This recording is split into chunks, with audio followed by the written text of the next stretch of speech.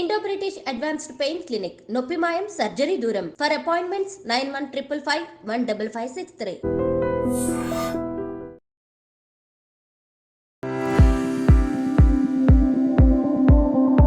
అందరికీ నమస్కారం.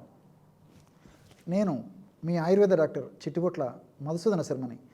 మనం ఈ వీడియోలో వణుకుడు వ్యాధి ఎందుకు వస్తుంది, ఆ వణుకుడు వ్యాధి వచ్చినప్పుడు ఎలాంటి ఔషధాలు వాడుకోవడం వల్ల ఆ సమస్య నుంచి బయటపడవచ్చు మొదలైన వివరాలు తెలుసుకోబోతున్నాం.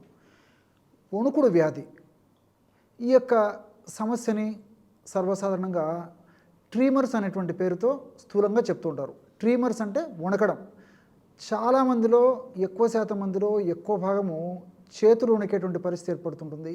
కొంతమందిలో తల భాగం వణుకుతుంటుంది, కొంతమందిలో ఒళ్ళంతా కూడా వణికేటువంటి పరిస్థితి ఏర్పడుతూ ఉంటుందన్నమాట. ఆ యొక్క సమస్యను బట్టి, ఆ సమస్య తీవ్రతను బట్టి ఈ యొక్క లక్షణాలు కూడా ఆధారపడి ఉంటాయి. ఈ వణుకడము లేదా ట్రీమర్స్ అనేటువంటి పరిస్థితి వచ్చేందుకు కారణాల గురించి మనం ఆలోచించినట్లయితే ప్రధానంగా 2 కారణాలు చెప్పుకోవచ్చు స్థూలంగా. మొట్టమొదటిది స్వాభావికం అంటే సహజ సిద్ధం, రెండవది అస్వాభావికం అంటే అసహజం. స్వాభావికమైనటువంటి వణుకు ఎవరిలో కలుగుతుందంటే వయస్సు మళ్ళినటువంటి వాళ్ళల్లో, వృద్ధుల్లో, అదేవిధంగా మానసికమైనటువంటి ఉద్రేకానికి గురైనటువంటి వాళ్ళలో, ఉద్వేగానికి గురైనటువంటి వాళ్ళలో, ఎగ్జైట్మెంట్ ఉన్నటువంటి వాళ్ళలో వణుకడం మనం గమనిస్తూ ఉంటాం. ఇది సర్వసాధారణం. రెండవది అసహజం, అస్వాభావికం అని చెప్పి చెప్పుకోవచ్చు అనమాట. ఈ అస్వాభావికమైనటువంటి ఈ పరిస్థితిలో వణుకడము 3 పరిస్థితుల్లో కలుగుతూ ఉంటుంది. అంటే వీటినే సర్వసాధారణంగా ఎసెన్షియల్ ట్రీమర్స్ అనేటువంటి పేరుతో ఒక పద్ధతిలో చెప్తుంటారు. అంటే కొంతమందిలో వాళ్ళకు ఉన్నటువంటి వ్యాధుల వల్ల వణకడం కలుగుతూ ఉంటుంది. అంటే ఒక జబ్బు అనమాట. అది కొన్ని రకాలైనటువంటి జబ్బుల్లో వణకడం అనేటువంటి లక్షణం వస్తూ ఉంటుంది. అట్లే ఇంకొంతమందిలో ఆయా వ్యాధులకు వాళ్ళు వాడేటువంటి ఔషధాల వల్ల కూడా వణకడం అనేటువంటిది సైడ్ ఎఫెక్ట్గా వస్తుంటుంది. ఇప్పుడు ఎసెన్షియల్ ట్రీమర్స్ అనేటువంటి విషయాన్ని మనం ఆలోచించినట్లయితే ఈ విధంగా వణకడం ఉండేటువంటి పరిస్థితి ఉన్నటువంటి వాళ్ళల్లో 90% మందిలో ఈ ఎసెన్షియల్ ట్రీమర్స్ అనేటువంటివి ఎక్కువ కనిపిస్తూ ఉంటాయి. అంటే పెద్దలకు ఈ సమస్య ఉన్నట్లయితే సంతానాన్ని కూడా సోకేటువంటి అవకాశం ఉంటూ ఉంటుంది. ఈ సంతానంలో కూడా కొంతమందికి చిన్న వయసులోనే వణకడం అంటే ట్రీమర్స్ అనేటువంటి పరిస్థితి ఎదురవుతే, కొంతమందికి 50 సంవత్సరాలు, 60 సంవత్సరాలు లేదా పైబడినటువంటి వాళ్ళలో ఈ యొక్క సమస్య కలుగుతుంటాయి. అంటే ఫెమిలియల్ టెండెన్సీ అంటే ఫ్యామిలీ పరంగా ఉండేటువంటి కొన్ని రకాలైనటువంటి దేహంలో ఉన్నటువంటి మార్పుల ప్రభావం చేత ఈ యొక్క ఎసెన్షియల్ ట్రీమర్స్ అనేటువంటి కలుగుతుంటాయి అన్నమాట. అట్లే రెండవది డిసీజెస్ గురించి మనం చెప్పుకున్నట్లయితే పార్కిన్సన్స్ డిసీజ్. ఈ మధ్య మరి ఒక భారతదేశంలోనే కాకుండా ప్రపంచవ్యాప్తంగా కూడా విపరీతంగా ఈ యొక్క పార్కిన్సన్స్ పేషెంట్స్ పెరిగిపోతున్నారు. ఈ మెదడుకు సంబంధించినటువంటి ఈ యొక్క వ్యాధిలో ఎలా ఉంటుందంటే ట్రీమర్స్ అంటే వణకడం వస్తుంది, కానీ విశ్రాంతిగా ఉన్నప్పుడు వీళ్ళు వణకడం అనేటువంటి పరిస్థితి ఏర్పడుతుంది. ఏదైనా పని మీద ఉన్నప్పుడు వణకడం అంతా కనిపించదు అనమాట. ఇది ఈ యొక్క వ్యాధిలో ప్రత్యేకత. సర్వసాధారణంగా వ్యాధి ప్రారంభ అవస్థలో ఎక్కువ శాతం మందిలో ఉంటూ ఉంటుంది. అట్లే రెండవ వ్యాధి థైరోటాక్సికోసిస్ అంటే థైరాయిడ్ గ్రంథి ఎక్కువగా పనిచేయడం వల్ల వచ్చేటువంటి పరిస్థితి ఏదైతే ఉందో దాన్ని థైరోటాక్సికోసిస్ అంటారనమాట.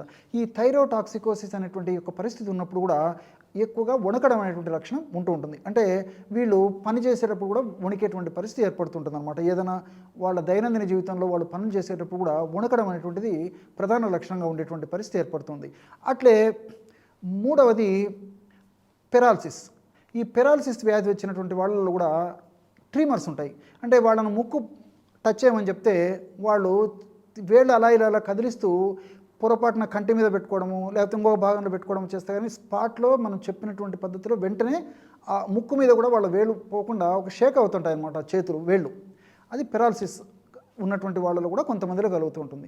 అట్లే వెరీ రేర్గా అరుదుగా విల్సన్ అనేటువంటి డిసీజ్ అని చెప్పేసి వస్తుంటుంది అన్నమాట. విల్సన్స్ డిసీజ్ అంటే దేహంలో ముఖ్యంగా మెదడులో కాపర్ రాగి నిల్వలు ఎక్కువగా పేరుకొని పోవడం వల్ల వచ్చేటువంటి సమస్య విల్సన్స్ డిసీజ్. ఈ యొక్క సమస్యలు కూడా ఈ యొక్క వణకడం అంటే ట్రీమర్స్ అనేటువంటి వస్తూ ఉంటాయి. సరే, ఇది నాణానికి ఒకవైపు. మరి వాళ్ళు వాడేటువంటి ఔషధాల వల్ల కూడా ఈ యొక్క వణుకడం ట్రీమర్స్ వస్తుంటాయని చెప్పుకున్నాం కదా. అందులో ముఖ్యంగా గ్యాస్ట్రిక్ ట్రబుల్ సమస్యకు వాడేటువంటి డోంపెరడోను, మెటాక్లోప్రమైడ్, అదేవిధంగా లివి సల్ఫరైడ్ కాంబినేషన్స్ ఇలాంటివి వాడినప్పుడు వణకడం అనేటువంటిది ఒక సైడ్ ఎఫెక్ట్గా వస్తూ ఉంటుంది. దీంతోపాటు ఆస్త్మా ఈ యొక్క ఉబ్బస వ్యాధికి వాడేటువంటి కొన్ని ఔషధాల వల్ల కూడా ఈ ట్రిమర్స్ అనేటువంటి పరిస్థితి వస్తూ ఉంటుందన్నమాట. అట్లే సైకియాట్రిక్ మెడిసిన్స్ అంటే మానసికమైనటువంటి సమస్య ఉన్నటువంటి వాళ్ళు మానసిక వ్యాధులకు వాడేటువంటి కొన్ని ఔషధాల వల్ల కూడా ఈ వణకడం అనేటువంటి లక్షణం ప్రధానంగా ఉంటూ ఉంటుంది. వీటన్నిటితోడు మరి ఆల్కహాల్ సేవన ఇలాంటి వాటి వల్ల కూడా ఈ యొక్క వణకడం అనేటువంటి లక్షణం వస్తూ ఉంటుంది అన్నమాట, ట్రిమర్స్. ఈ యొక్క సమస్య ఎదురైనప్పుడు వైద్యుల వద్దకు వెళ్ళినప్పుడు వాళ్ళు వ్యాధిని నిర్ధారించి ఆ వ్యాధికి తగినటువంటి చికిత్సలు సూచించి ఆ యొక్క ట్రిమర్స్ను కంట్రోల్లో ఉంచేదానికి వాళ్ళు ప్రయత్నం చేస్తారనమాట. ఇప్పుడు మనం చెప్పుకునేటువంటి ఔషధం కూడా ఈ యొక్క ట్రిమర్స్ను కంట్రోల్ ఉంచుకునేందుకు, ఈ ట్రిమర్స్ పెరగకుండా ఉండేందుకు, అదేవిధంగా ఆధునిక కృత్రిమ రసాయన ఔషధాల యొక్క సైడ్ ఎఫెక్ట్స్ లేకుండా ఉండేందుకు ఈ యొక్క మనం చెప్పుకోబోయేటువంటి ఔషధం చాలా చక్కగా ఉపకరిస్తుంది. అంతేకాకుండా ఆధునిక కృత్రిమ రసాయన ఔషధాల యొక్క డోస్ కూడా పెంచుకోకుండా ఉండేదానికి కూడా ఈ యొక్క మనం చెప్పుకునేటువంటి యొక్క ఔషధం ఉపయోగపడుతుంది. ఆ ఔషధం ఎలా తయారు చేసుకోవాలంటే సరస్వతి ఆకు చూర్ణము బాగా నిదానంగా రాసుకోండి. సరస్వతి ఆకు చూర్ణము, అదేవిధంగా అశ్వగంధ చూర్ణము రాసుకుంటున్నారు కదా, జటామాంసి చూర్ణము, ఈ 3 చూర్ణాలు ఒక్కొక్కటి 25 గ్రాములు తీసుకోండి. సరస్వతాకు చూర్ణము, అశ్వగంధ చూర్ణము, జటామాంస చూర్ణం, ఇవన్నీ కూడా మనకు ఆయుర్వేద ఔషధ విక్రయశాలలో ప్రామాణిక కంపెనీ వాళ్ళు తయారు చేసేటువంటి పౌడర్స్ దొరుకుతాయి అన్నమాట. కాబట్టి ఇవి మీరు విచారించి తెచ్చుకుంటే సరిపోతుంది అనమాట. ఇవి ఒక్కొక్కటి 25 గ్రాముల చొప్పున తీసుకోవాలి. 4వ పదార్థంగా మిరియాలను కాస్త వేయించేసేసి పౌడర్ తయారు చేసుకొని ఆ మిరియాల పొడి ఇందులో కలిపేసేయాలి, ఒక 10 గ్రాములు. ఈ 4 పదార్థాలు బాగా కలిపేసి ఒక గాజు సీసాలో నిల్వ ఉంచుకొని రోజు ఉదయం ఆహారానికి ఒక అరగంట ముందు, రాత్రిపూట కూడా ఆహారానికి ఒక అరగంట ముందు ఈ యొక్క ఔషధాన్ని వాడుకోవాలి. ఎలాగంటే 2 నుంచి 2.5 గ్రామ్ అంటే మ్యాక్సిమం 1/2 టీ స్పూన్ వరకు ఈ ఒక ఔషధాన్ని వాడుకోవచ్చు అనమాట. ఒక 1/2 టీ స్పూన్ ఔషధాన్ని తగినంత తేనెతో కలిపేసేసి రంగరించేసేసి చప్పరించి మిల్క్ తాగేసేయాలి, పాలు తాగాలి. మరి అలా కాకుండా ఇదే యొక్క ఔషధాన్ని వాటర్తో తీసుకోవచ్చు, కేవలము తేనె కలిపి తీసుకోవచ్చు, లేదా కేవలము ఒక 100 మిల్లీలీటర్ల గోరువెచ్చని పాలలో కలిపి తీసుకోవచ్చు. ఈ విధంగా ఎలా తీసుకున్నప్పటికీ ఔషధంలో ఉన్నటువంటి వివిధ రకాలైన రసాయన పదార్థాలంతా కూడా శక్తివంతంగా పనిచేయడమే కాకుండా ఇప్పుడు నేను చెప్పినటువంటి కారణాల వల్ల కలిగేటువంటి ఈ యొక్క ట్రిమర్స్ వణుకడ సమస్య ఏదైతే ఉందో ఆ యొక్క సమస్యను అంటే ఆ వణుకడని ఆ యొక్క ట్రిమర్స్ని నియంత్రించేటువంటి పరిస్థితి కూడా ఏర్పడుతుంది. ఇంతకుముందే చెప్పినట్లు ఆధునిక కృత్రిమ రసాయన ఔషధాల యొక్క సైడ్ ఎఫెక్ట్స్ లేకుండా ఇప్పుడు మనం చెప్పుకున్నటువంటి ఔషధాలు ఉపయోగపడతాయి. రెండవది ఏంటంటే ఈ ఆధునిక కృత్రిమ రసాయన ఔషధాలు ఈ ట్రిమర్స్ అనేటువంటి సమస్య చాలా రకాలైన కారణాల్లో వచ్చేటువంటి ఈ యొక్క ట్రిమర్స్ అనేటువంటి సమస్య ఉన్నప్పుడు అనేక రకాలైనటువంటి ఈ యొక్క ట్రిమర్స్కి మరి ప్రారంభంలో ఒక డోస్ ఔషధం వాడితే సరిపోతుంది. క్రమక్రమంగా ఔషధాల డోస్ పెంచవలసినటువంటి పరిస్థితి ఏర్పడుతుంది.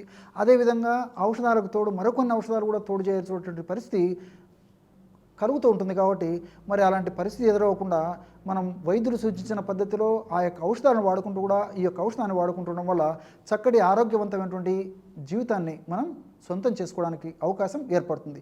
ఈ ఔషధం మనం ఈ పద్ధతిలో తయారు చేసుకుని అయిపోయిన తర్వాత మరలా ఈ విధంగా ఫ్రెష్గా తయారు చేసుకుని వాడుకుంటూ ఉండాలి. దీర్ఘకాలం పాటు వాడినప్పటికీ ఎలాంటి ఇబ్బంది ఉండదు. కాబట్టి క్షేమదాయకంగా అందరూ వాడుకోవచ్చు. ఎలాంటి ఇబ్బంది కూడా ఈ యొక్క ఔషధం వల్ల ఉండదు. చూశారు కదా ఎటువంటి సులువైనటువంటి ఔషధ యోగాన్ని ఈ ట్రిమర్స్ అనేటువంటి సమస్యకు తెలుసుకోవడంతో పాటు ఈ ట్రిమర్స్ అనేటువంటి సమస్య ఎందుకు వస్తుందో కూడా మీరు ఈ వీడియోలో తెలుసుకున్నారు కదా. మరొక వీడియోలో మరొక అంశంతో మళ్ళీ కలుద్దాం. అంతవరకు నమస్కారం. మీ చిట్టిబొట్ల.